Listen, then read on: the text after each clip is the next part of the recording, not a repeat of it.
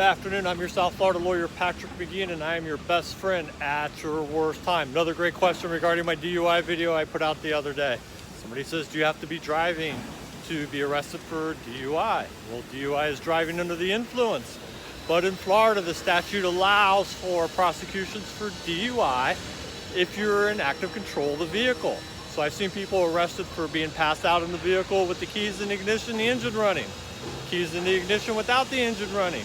Keys on the floor, keys on the seat next to them, keys in their pocket even.